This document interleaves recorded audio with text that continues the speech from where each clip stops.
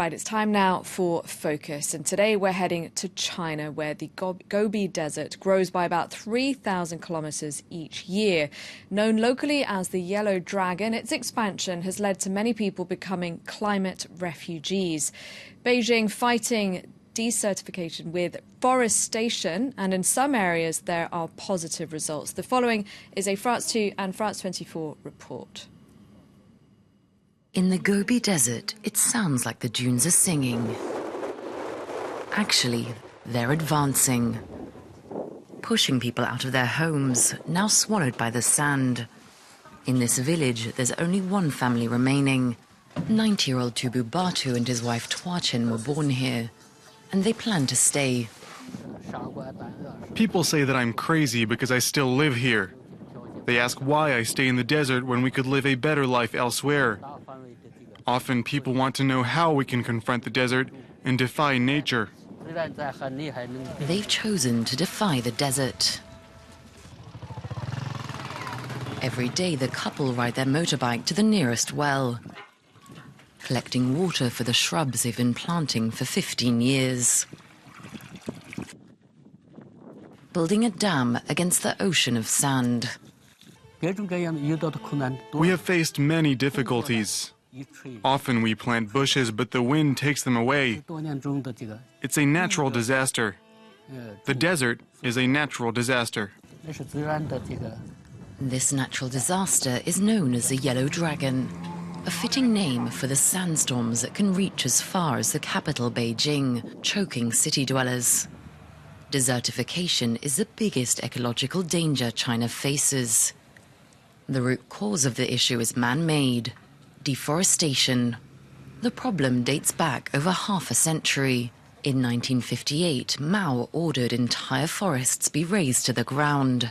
Logs were needed to keep factories going, and intensive agriculture and urbanization were widespread. Global warming is also contributing to the problem. In the north of China, the temperature has risen by 2 degrees in the last 50 years, resulting in more than 350,000 climate refugees. Miao Miao Lake is a new town. It's now home to 12,000 refugees from the desert, forced out of their province due to a lack of water. The authorities have rehoused them in these estates.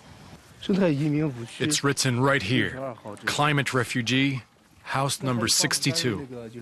That's where we live now. 28-year-old Ma Song Chong lives here with his mother, his wife, and his 2 children. In his hometown, he was a goat farmer. Here, there's little work, and his family receives no aid. Everyone cried when they made us leave our village. The government's requisitioned the land to plant trees. Beijing is planting a great green wall of China, 4,800 kilometers by 1,500 kilometers along the border of the Gobi Desert. This ambitious project was launched in 1978. 66 billion trees have been planted so far. In this province, it's been a success. The new forest of shrubs is acting like a buffer zone. It's even gaining on the desert. Before all of this, there was only desert. It took 15 years to create this oasis. Can the Yellow Dragon be stopped by the Great Green Wall? Aiming to plant the largest artificial forest in the world, China plans to continue the project until 2050. For more on this, I'm now joined in the studio by Chunyan Li. She's the founder of Fader Consulting and author of a book called Succeeding in the Chinese Market. Hello, thank you for coming in. Hello. I'd like to start off by talking a little bit more about China's Great Green Wall. Yeah. What do you make of this? Is it a good idea, and does it look like it might succeed? I mean, our report touched on some positive factors, but overall, is it a good idea? Yeah, I think overall it's a good idea. So this project was launched in 1978. We have started to observe some positive results.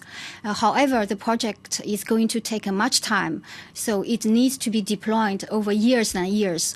And at the same time, some trees can also die due to the very bad natural conditions.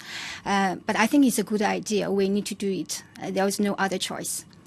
Now, if people aren't able to get anything from the land that they're on, then they're moved. But we saw in the report that people aren't given any aid, any compensation from the government. They're forced to leave their homes as the desert moves in, but they're not helped out by the authorities. Is that right?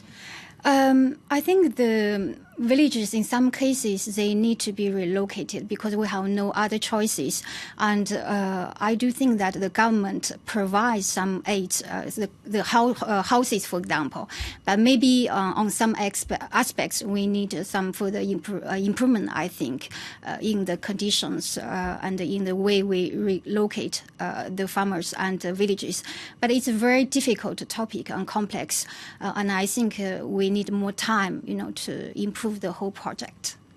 And the report mentioned that it's not just because of deforestation that the desert has been gaining thousands of kilometres each year, but also because of climate change. So those are the two main reasons that we're seeing the desert expand.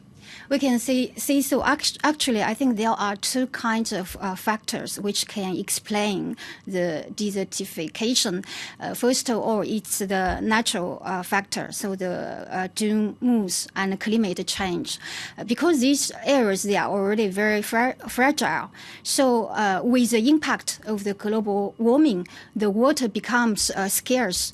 So these dunes, they are continuing moving in that case. And the second important factors, they are human factors, as you have just mentioned, the deforestation. And also there is the overuse of the land or water, and also the overgrazing. Yeah. Now, would you say that the Chinese authorities are very serious when it comes to climate change? Have they managed to prove that they're taking this seriously? Yeah, I think so, because different from the USA, which has withdrawn from Paris Agreement, China has showed its commitment in the fight against the climate change. And also it has been highlighted many times in China about the importance of fixing the environmental problems. For example, in the 19th Congress of Chinese Communist Party in last October. And we can also see that in the mindset of the people is changing. People are very conscious of these challenges. So people living in the biggest cities like Shanghai, Beijing, they check the PM 2.5 or the air quality indicators almost every day. And also China has always encouraged the innovation, in the environmental protection. And China has invested massively in the renewable energy. So over the last years. So for example, in the electric cars, last year, the share of the electric cars in China already accounted for 2.1% in the entire auto market, which was above the USA and the Europe. But what about the big polluters? Are the companies given incentives to pollute less? Yes, China has set up some policies which really encourage, to avoid the pollution of the environment or of air. And also, in last December, we launched officially the national carbon emission trading system, to encourage people to avoid the negative impact on the environment. So how long do you think it'll be before we see a real improvement in the cities with less fumes affecting people and in the desert and other parts of the country? How long do you think before we see the effects of these policies? I think it's very difficult to say how much time it will take. I think it will be very time consuming. It will take years and years to really get these problems fixed. If we look at the histories of Europe, like in the UK, in France, or even in the USA, we faced the same problems before, and it took at least 10 years, 20 years to fix that. So I think China is so big, the problems is more complex, and it will take more time. But the positive point is that we really take that very seriously. The political will is right there. All right, thank you very much indeed for coming in for today's Focus, Shunyan Li.